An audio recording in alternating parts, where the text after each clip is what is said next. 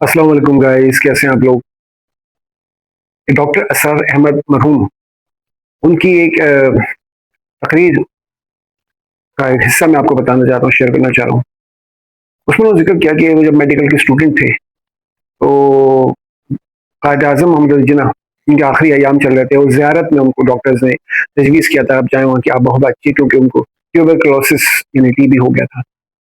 और इन लोगों को एज ए स्टूडेंट जब उनको गए वहाँ पर तो कहने लगे कि हमें मना किया था कायद आजम से बोलने का नहीं, उनसे बोलने की बात ना करें, आप बात करिएगा। तो उनको बोलने नहीं देना है, क्योंकि जब बोलते हैं तो उनको सांस फूलता हुआ तकलीफ होती है। लेकिन हम लोगों ने पूरी कोशिश की कि उनसे हम खाली खुद बोले बात करें, लेकिन अक्सर हमारी बातों से महसूस हमें हो रहा था कि वो चाह रहे हैं बोलना। अच्छा, अब वो जब कह रहे हैं, मैंने खुद गौर किया कि वो उनको तकलीफ हो रही है ना बोलने से और वो परेशान हो रहे हैं, तो ये एंग्जाइटी उनकी बढ़ेगी, इससे बेहतर उनको बोलने देना चाहिए। तो उन्होंने मैंने खुद कहा कि हजरत आप कुछ कहना चाह रहे हैं, आप कहिए, मुख्तसर कम। चले उन्होंने फिर फरमाया, इसका मफहूम ये है कि अ, जब वो सोचते हैं, जब मैं सोचता हूँ कि पाकिस्तान बन चुका तो बड़ा इत्मीनान होता है मुझे, और जिस मकसद के लिए पाकिस्तान बना था तो वो यानी इस्लाम, तो ऐसा हो कि काश एक उनकी उम्मीद उन्होंने अपनी जाहिर की कि दुनिया में इस्लाम जो है वो उसका गलबा, मतलब पाकिस्तान जो है दुनिया में इस्लाम को फैलाने और मुसलमानों को मुत्तहिद करने का एक जरिया बने। और इस किस्म की बातें जब की तो इन्होंने, और फिर उन्होंने अहादीस का हवाला दिया कि क्योंकि रसूल अल्लाह सल्लल्लाहु अलैहि वसल्लम को उन्होंने शायद देखा था ख्वाब में कि वो बता रहे कि जाओ पाकिस्तान और बनाओ, इस तरह का कोई मामला था जिसका मैं इतना जिक्र नहीं कर रहा हूँ, डिटेल में जा रहा हूँ। लेकिन उन्होंने उसका जिक्र है कि रसूल सल्लल्लाहु अलैहि वसल्लम का एक हदीस में मफहूम है कि इसका एक वक्त आएगा क़यामत से पहले कि पूरी दुनिया हल्का बगोश इस्लाम हो जाएगी, सब इस्लाम में शामिल हो जाएगा, इस्लामी इस्लाम होगा। तो यकीनन उस दौर में जब कायद आज़म स्ट्रगल कर रहे थे, और हमने ये भी देखा कि पाकिस्तान बनते हुए उस वक्त जंग अजीम भी हुई, दोनों, पहली और दूसरी, और उस्मानी सल्तनत का जवाल भी उसी दौर में हुआ, और खिलाफत मूवमेंट चलाया मौलाना मोहम्मद अली, मौलाना शौकत अली ने, और खिलाफत को बचाने का जो काम किया, तो जिस जो कि एक जरिया था मुसलमानों के इत्तेहाद का, क्योंकि खलीफा एक होता था और उसके अंडर में तमाम इस्लामी रियासतें हुआ करती थी, और इससे मुसलमानों की पावर थी जिसको तोड़ने के लिए सल्तनत उस्मानिया को तोड़ा गया, और उसके बाद ये किया गया कि उसको लॉरेंस ऑफ अरबिया और इस तरह के लोगों को भेजा गया कि वो जा करके इसके लिए काम करें। लिहाजा जो वो सब काम हुआ, और सिर्फ लॉरेंस ऑफ अरबिया नहीं बल्कि बहुत सारे मेजर, लॉरेंस जो था एक मेजर था, उसने कैसा तोड़ा अरबों को जाकर उनकी फूट डाली उनके अंदर, वो वक्त अंग्रेजों का एक पूरा पिट्ठू था, एक टाउट था जिसने जाके ये काम किया। तो मकसद ये था कि खिलाफत हसन अल बन्ना शहीद मिस्र के, जमालुद्दीन अगवानी, ये सब लोग कोशिश कर रहे थे पैन इस्लामिज्म की, ताकि मुसलमानों को इत्तेहाद में ला करके मुत्तहिद करके दोबारा से खिलाफत वाली जो है ना वो वक्त वापस लाया जाए। इससे मुसलमान मुत्तहिद होंगे, और सिर्फ यही नहीं कि मजबूत होंगे, और दुनिया पे फिर इस्लाम का गलबा और मुसलमानों की हुकूमत होगी। इस सोच को कहने में कायदा का जब सोना, तो हमें बड़ा ख्याल हुआ कि कितना वो उम्मीद कर रहे थे पाकिस्तान के लिए, पाकिस्तान कहाँ जाएगा, और आज हम कहाँ खड़े हैं। अब जब असरार में साहब ये बात उस वक्त कर रहे हैं, और आज भी हम देखते हैं कि पाकिस्तान के जब से बना है, तो शायद पहले इलेक्शन के बाद में सारे इलेक्शन डाउटफुल रहे हैं, और जमहूरियत का जो राग अलापा था अंग्रेज ने सारी दुनिया में, उसमें हम भी उसकी जद में आए, और साथ में ये कि मुसलमानों को तोड़ने के लिए जो कुछ किया गया, वो ऐसी ऐसी साजिशें थी कि सब के सब ये बड़ी सुपर पावर अपने वक्त की थी उभरी, जो कि अंग्रेज के बाद सोवियत यूनियन और यूनाइटेड स्टेट्स ऑफ अमेरिका, ये दो पावर्स के अंडर में आ गए, और फिर वो कोल्ड वॉर शुरू हो गई, और पूरा एरा उसी में गुजरता चला गया, बाकी ममालिक उसका ईंधन बनते रहे। पाकिस्तान को भी बड़ा खास एक वो हासिल थी, एक मकाम हासिल था, क्योंकि पाकिस्तान के थ्रू अमेरिका सोवियत यूनियन को जो रेसिस्ट करना चाहता था, और सोवियत यूनियन जो है पाकिस्तान पे कब्जा करना चाहता है, इसकी वजह से अफगानिस्तान पर हमला किया और लंबी कहानी आती है। बहरहाल आज हम देखते हैं कि उनके यहाँ आज भी प्रेसिडेंशियल फॉर्म ऑफ गवर्नमेंट है, रूस में भी अमेरिका में भी। ये एक चरबा है, या कहना चाहिए एक शक्ल है खिलाफत की, एक हेड होता है और उसका नायब हो सकता है, कोई चले नायब सदर भी हो सकता है। तो presidential form of government is a kind of खिलाफत सिस्टम, और उसकी मजलिस से शूरा होती है, उसका आप कैबिनेट कह लें, उनकी सेनेट कह लें, जो भी कह लें, उन्होंने अपने वो सिस्टम रखा जो मुसलमानों के यहाँ था और कामयाब था। क्यों? क्योंकि कुरान में अल्लाह ताला ने साफ कहा कि आदम अलैहिस्सलाम को, कि हमने इंसान को, आदम को, उसके औलाद को अपना खलीफा बना के दुनिया में भेजा। यानी खलीफा से मुराद है अल्लाह का नायब। तो अल्लाह का नायब होना क्या, जब अल्लाह ताला खुद कह रहा है, तो क्या हम इसको इससे इनहराफ कर सकते हैं? नौजुबिल्लाह, या इस आयत के खिलाफ जा सकते हैं? ऑफ कोर्स नॉट, हरगिज नहीं। तो हमारी तबाही है फिर तो मसला ये है कि हम जो हैं क्यों नहीं इस वक्त इसी तरफ आते, क्योंकि पाकिस्तान में कोशिश की जा रही है, सुनने में आ रहा है प्रेसिडेंशियल फॉर्म ऑफ गवर्नमेंट, जो हम लोग कुछ लोग सोचते थे, अपनी सोचते कहते थे बहुत पहले कि यार अमेरिका रूस वगैरह में तो ये कामयाब सिस्टम है, हमारा क्यों नहीं आता? ये जमहूरियत के नाम पर ये भोंडे इलेक्शन होते हैं और फॉर्म 45 फॉर्म 47 नौकरी भर के ये झमेलों से क्यों निकलते? अल्लामा इकबाल ने फरमा दिया जमहूरियत के खिलाफ कि जमहूरियत वो तर्ज हुकूमत है कि जिसमें बंदों को गिना करते हैं, तौला नहीं करते, यानी उनको उनका वजन, यानी कि एक आदमी काबिल पढ़ा लिखा है उसका वोट, और एक आम सा नौकर चाकर मजदूर है उसकी इतनी अकल समझ नहीं है, वो उसका वोट बराबर कैसे हो सकता है, ये सोचने की बात। How could be possible? तो अब लोगों की गिनती में ये जमहूरियत है, मतलब उल्टा सीधा नालायक, बेवकूफ, बिल्कुल जाहिल, गंवार, एकदम झूठा वादा करने वाला, झूठा मंशूर देने वाला, झूठ वादा वफा ना करने वाला, आके आइंदा आपका डेटर बन के बढ़े है। ये है जमहूरियत। बिरयानी और एक जो है वो ढोल ताशे लाके और आपने उनको उस पर जो वोट ले लेते, ये कौन सा सिस्टम ऑफ गवर्नमेंट है? फेल, बिल्कुल फेल, फेक। अगर ऐसा होता तो इंग्लैंड में एक तरफ जमहूरियत के लाग लापते हैं, वज़ीर आज़म आता है, एक तरफ इंपीरियलिज्म मौजूद है, यानी बादशाह मलका वो अभी तक मौजूद है। ये अलामतियों कुछ भी ढकोसलेबाजी बेकार बातें हैं। सीधी बात ये है कि उन्होंने अपने यहाँ तो उसको रखा हुआ है सो कॉल्ड, लेकिन वो इम्प्लीमेंटेशन नहीं है, वो इम्प्लीमेंटेशन नहीं है जो होनी चाहिए उनके अपने मुताबिक। तो ये बेवकूफ बनाना तो दुनिया को, और जाहिल लोगों का वोट और पढ़े लिखों का वोट बराबर नहीं, तो पता है दुनिया में जाहिल ज्यादा है, तो वो जाहिर है किसी बेवकूफ की बातों में आके उसकी बिरयानी और छोले खिला देगा तो वो उसको वोट दे देंगे। ये एक सिस्टम चला आ रहा है, हमें इससे निकलना है। बहुत हो चुका, 79 ईयर्स हो गए, 80 हो जाएंगे, 81 हो जाएंगे, लेकिन पाकिस्तान उसी डगर पे चला आ रहा है। बस पाकिस्तान अल्लाह ताला ने बनाया तो उसका मकसद था। पाकिस्तान 27 रमजान मुबारक को बना, डॉक्टर असरार अहमद की बात आगे बढ़ाता हूँ।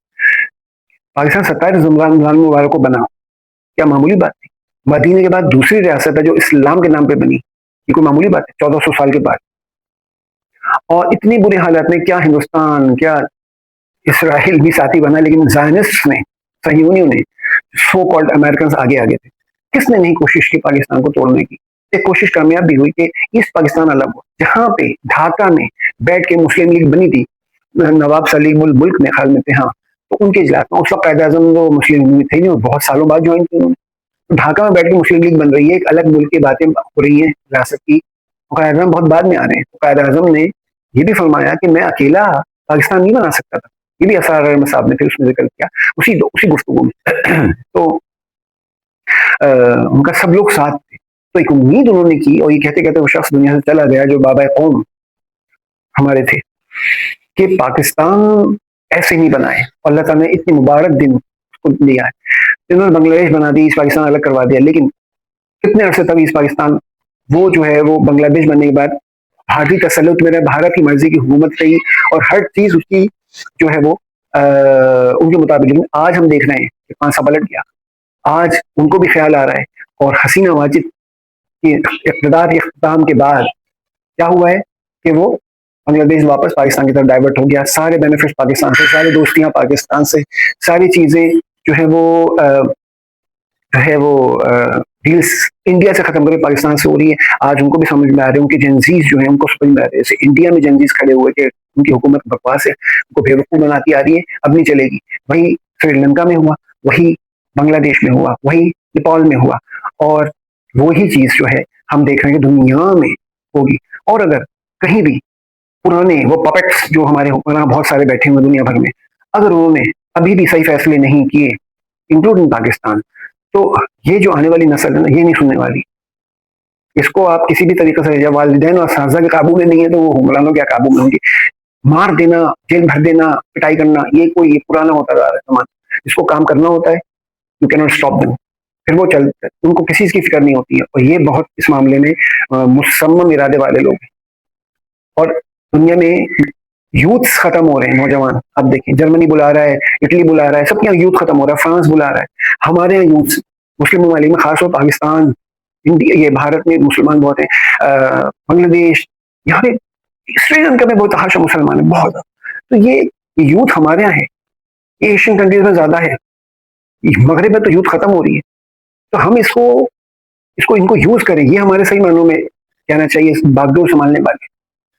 تو آج جو حکمراں ابھی تک جو پپٹ بنے چلے آ رہے ہیں آخاؤں کی، دیکھ لیں کیسے غبارے سے ہوا نکلی یونائٹڈ اسٹیٹس کی، امریکہ کیا تھا، اسرائیل نے اس کو ہوا بنا کے رکھا تھا، خالی امن خراب کرنا، اسلحہ بنانا، اسلحہ بیچنا، دنیا میں جنگ کروانا، یہ ان کا کام تھا. اور پیچھے ان کے ذہنست تھے وہی اسرائیل، گریٹر اسرائیل کا خواب جو اسرائیل نے دیکھا تھا، اب وہ نظر ہوتا نہیں آ رہا پورا. ان کو بھی سمجھ میں آ رہا ہے، انہوں نے جو گیم کھیلا تھا امریکہ کی پوری قربانی دی تھی، تو امریکہ وہ پاور نہیں رہا، ہو گیا زوال امریکہ کا. ابھی صرف ڈونلڈ ٹرمپ جیسے لوگ جو کہ بہت ہی، ان کو کیا کہیں، ذہنی طور پہ شاید بیمار ہیں، عجیب و غریب بیان دیتے ہیں، مضحکہ خیز، انتہائی بیکار فضول، کہ یہ ہوگا ہم یوں کر دیں گے. عراق سے نکل گئے، اڈے سارے خراب ہو رہے ہیں، سارے خالی کر رہے ہیں عرب سے. عرب کو بھی سمجھ میں آ گیا کہ یہاں نہیں چلنے والی دال نہیں گلے گی. اور امریکہ کی انہوں نے آ کے پیکٹ سائن کیا. اب جو پیکٹ سائن ہوا ہے سو کلوز ٹو خلافت سسٹم اگین، اس کو رینیسانس، نشاط ثانیہ کہنا چاہیے، رینیسانس آف اسلام، اسلام کی نشاط ثانیہ. اس میں یہ ایک پہلا اسٹیپ ہے کہ ترکیہ، پاکستان اور سعودی عرب نے جو پیکٹ سائن کیا ڈیفنس کا، ایک دوسرے پہ حملہ، ایک حملہ سب پہ حملہ سمجھا جائے گا، یہی خلافت کا ایک بہت بڑا پوائنٹ تھا. اس لیے خلافت سسٹم مضبوط تھی کہ ایک پہ حملہ ہوتا سب پہ آ جاتے تھے. کسی کفار یا مشرکین یا جو نان مسلم جتنے بھی جو خلاف اسلام کے مسلمانوں کے، وہ لوگ سمجھ گئے تھے کہ ہم جب تک پاور میں نہیں آ سکتے، ان کے غلام بنے رہیں گے، جب تک ہم ان کی طاقت کو توڑیں گے، ان مسلمانوں کے، ان کا خلافت سسٹم نہیں توڑیں گے. تو والی بات ہوئی کہ وہ سب انہوں نے کیا، اور آج ہم پہنا اسلامزم کے چکر میں لگے ہوئے. تو ہم اس پریزیڈینشیل فارم آف گورنمنٹ کو، جس کی آواز آ رہی ہے، اپنانا چاہیے. یہ ڈسکلوز ٹو خلافت سسٹم آلموسٹ. اور امریکہ روس نے ہمیشہ اپنے پریزیڈنٹ فارم آف گورنمنٹ اس لیے رکھی، سو کالڈ نام بدل دیا. وہی خلیفہ ایک پاور مین ہوتا ہے، اور مین پاور کے بعد اس کی ایک سینٹ یا اس کی ایک مجلس شورا ہوتی ہے. اس اسٹیپ ایجپٹ آنا چاہ رہا ہے ساتھ میں، اور بھی مسلم ممالک جو آئیں گے تو اور پاور بڑھے گی. It's the beginning of the reformation in the Islamic world and the renaissance of Islam. تو جو بات حدیث سے روایت ہے کہ اسلام سے پہلے دنیا ختم، قیامت سے پہلے ایک دفعہ پوری دنیا اسلام میں آ جائے گی. دجال کے فتنے کی خاص طور پر بات ہے. تو دجالی فتنہ آئے گا، وہ شارٹ ٹرم کے لیے آئے گا، جس نے اپنا ایمان بچا لیا، بہت فتنہ بڑا ہوگا، بہت خطرناک. تو اس میں تو اپنی مجاہدہ کرنا ہے، اپنے آپ کو بچانا، اپنے ایمان کو بچانا. اور اس کے بعد جو بھی مختصر نہیں، اس کے بعد وہ بھی اور اس کے ساتھی سب قتل ہو جائیں گے، سب مارے جائیں گے، یہ ہم سب کو پتا ہے اچھی طریقے سے. تو اسلام کو تو آنا ہی آنا کرنا. پاکستان اتنے برے حالات میں بھی جب کو توڑنے کے لیے کیا نہیں کوشش کی گئی، لوٹا گیا، کھایا گیا، سود، رشوت، سب کچھ چلتا رہا. یہاں پہ ایٹامک پاور بن گیا، اور آج یہی چیز سب کے حلق میں ہڈی بن کے اٹکی، اور پوری کوشش کی جا رہی ہے.